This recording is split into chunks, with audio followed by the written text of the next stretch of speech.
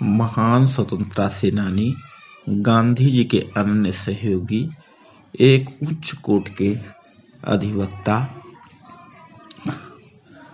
एक लेखक, स्वतंत्र भारत के प्रथम राष्ट्रपति, भारत रत्न डॉक्टर राजेंद्र प्रसाद की जयंती अधिवक्ता दिवस के उपलक्ष्य में आयोजित इस सभागार में उपस्थित आदरणीय विद्वानगण एवं क्षेत्र के विभिन्न क्षेत्रों से आए विभिन्न आम सम्मानित जन एवं सभी मेरे साथियों, इस अवसर पर हम आप सभी का हार्दिक वंदन, अभिनंदन एवं स्वागत करते हैं।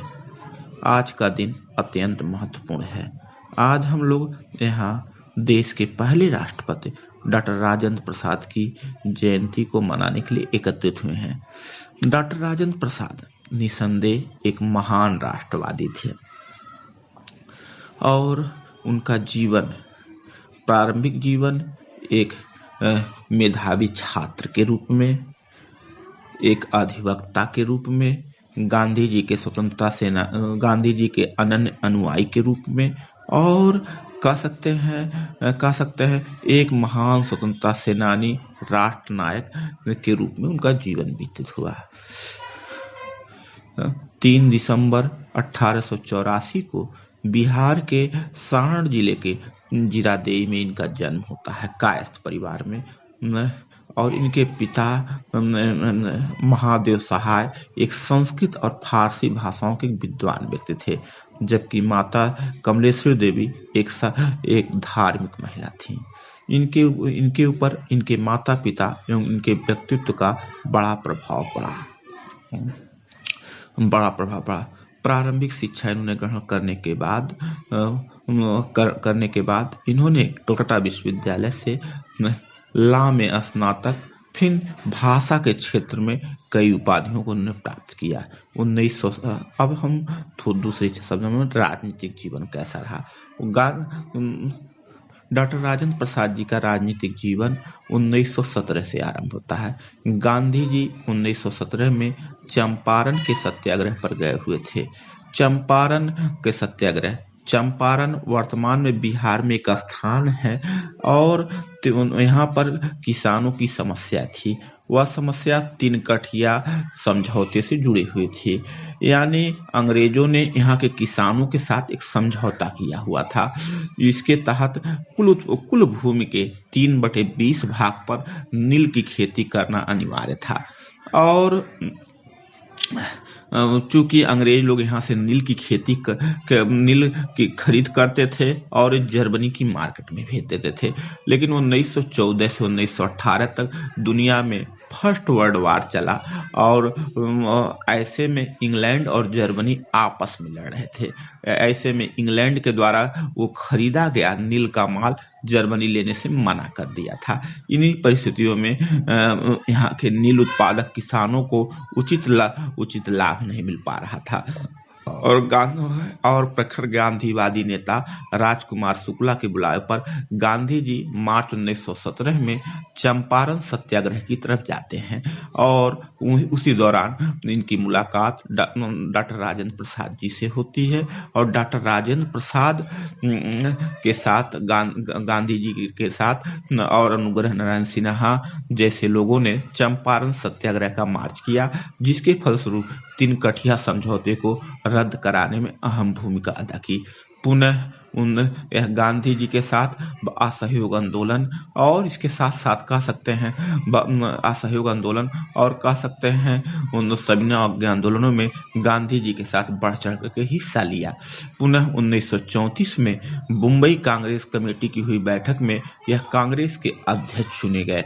दूसरी बार कांग्रेस के अध्यक्ष 1939 में जब सुभाष चंद्र बोस और पट्टाभी सीतारामैया के बीच मुकाबला हुआ तो उसमें सुभाष चंद्र बोस ने पट्टाभी सीतारामैया को हरा दिया था। और पट्टाभी सीतारामैया एक गांधीवादी कार्यकर्ता रहे और मूलतः काकीनाडा के निवासी थे। आंध्र प्रदेश का, वर्तमान आंध्र प्रदेश के काकीनाडा के निवासी थे और और एक पेशे से पत्रकार रहे और गांधी जी के अनन्य सहयोगी रहे। और जब 1939 में जो चुनाव हुआ तो सुभाष चंद्र बोस इसमें विजयी हुए और इस पर गांधी जी ने कहा, पट्टाभी सीतारामैया की हार मेरी निजी हार है। इससे क्षुब्ध होकर नेताजी सुभाष चंद्र बोस ने कांग्रेस के अध्यक्ष पद को छोड़ दिया और इसके बाद पुनः डॉक्टर राजेंद्र प्रसाद को कांग्रेस का अध्यक्ष चुना जाता है। और 1942 में जब भारत छोड़ो आंदोलन चरम पर था तो ऐसे में भारत छोड़ो आंदोलन जब चरम पर था तो ऐसे में इन्होंने गांधी जी के साथ बढ़ चढ़ करके हिस्सा लिया और पुनः ऑपरेशन जीरो हावर के तहत डॉक्टर राजेंद्र प्रसाद को पटना की बांकीपुर जिला जेल में कैद कर दिया गया। इसके बाद रिहाई के बाद यह गांधी जी के साथ कदम टू कदम मिलाकर चलते रहे। 1946 में जब कैबिनेट मिशन भारत आया तो कैबिनेट मिशन का प्रस्ताव भेजने का श्रेय ब्रिटेन में हुए सत्ता के परिवर्तन के मद्देनजर देखना चाहिए। ब्रिटेन में विंस्टन चर्चिल के स्थान पर क्लीमेंट एटली प्राइम मिनिस्टर बनते हैं और एटली के समक्ष दो विकल्प था। पहला विकल्प यह था या तो भारत को और दिनों तक गुलाम बनाए रखा जाए, अन्यथा नहीं तो भारत को स्वतंत्र कर दिया जाए। क्लीमेंट एटली एक उदारवादी दल के प्रमुख थे। ऐसे में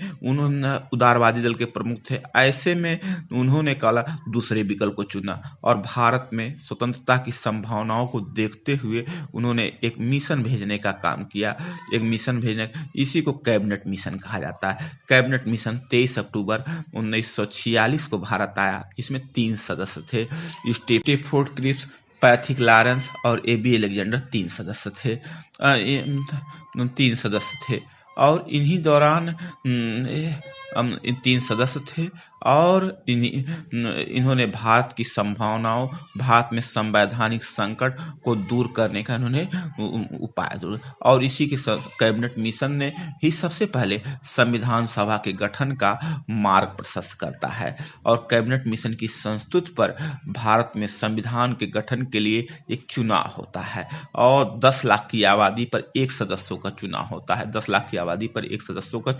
है और संविधान सभा के गठन के बाद भिन्न भिन्न कमेटियां बनती हैं। उन कमेटियों में जो प्रमुख कमेटियां थी, प्रारूप समिति थी, उसके प्रमुख डॉक्टर BR अम्बेडकर को बनाया जाता है। अस्थाई समिति थी, उसके अध्यक्ष पहले डॉक्टर सच्चिदानंद सिन्हा उसके 2 दिन के बाद डॉक्टर राजेंद्र प्रसाद को अध्यक्ष बनाया जाता है। यानी कह सकते हैं भारतीय संविधान के निर्माण में भी डॉक्टर राजेंद्र प्रसाद का अहम रोल रहा।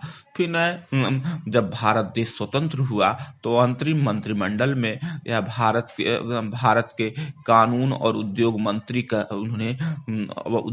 के रूप में इन्होंने दायित्व का निर्वहन किया और स्वतंत्र भारतीय संविधान के लागू होने के बाद यह भारत के पहले राष्ट्रपति बनते हैं और लगातार 2 कार्यकाल तक राष्ट्रपति रहे।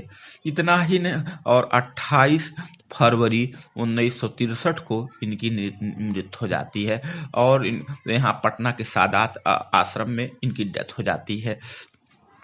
अब हम इनके थोड़ा सा अन्य जीवन के बारे में जान सकते हैं। डॉक्टर राजेंद्र प्रसाद इतना एक वरिष्ठ राजनेता, अधिवक्ता और महान स्वतंत्रता सेनानी के साथ साथ गांधी जी के अनन्य प्रमुख सहयोगी होने के बावजूद इनका जीवन बहुत ऊंचा, इनका जीवन एक चरमोत्कर्ष पराकाष्ठा के रूप में देखा गया। इनको हर विधाओं में महारत थी और इनके बारे में कहा जाता है वह प्रारंभ प्रारंभ से मेधावी छात्र थे और उन्होंने लगभग सभी परीक्षाओं को प्रथम श्रेणी में उन्होंने उत्तीर्ण किया, प्रथम श्रेणी में उन्होंने उत्तीर्ण किया और कई में उनको प्रथम स्थान मिला। इतना ही नहीं, यह उच्च कोटि के लेखक भी थे। इन्होंने अपनी मेरी आत्मकथा, डिवाइडेड इंडिया जैसे पुस्तकों की रचना की और 1962 में इन्हें भारत रत्न, देश के सर्वोच्च अलंकरण भारत रत्न से सम्मानित किया गया। निसंदेह डॉक्टर राजेंद्र प्रसाद एक महान राष्ट्रवादी थे, एक महान स्वतंत्रता संग्राम सेनानी थे और एक महान देशभक्त थे।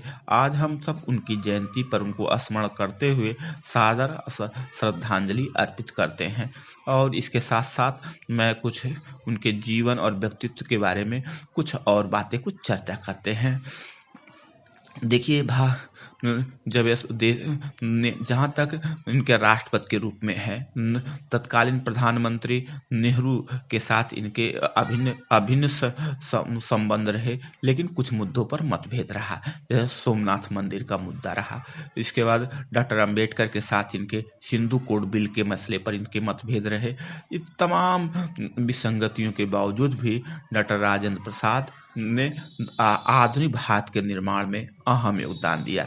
उनका जीवन अत्यंत सहज, सरल और उत्तम कोटि का था।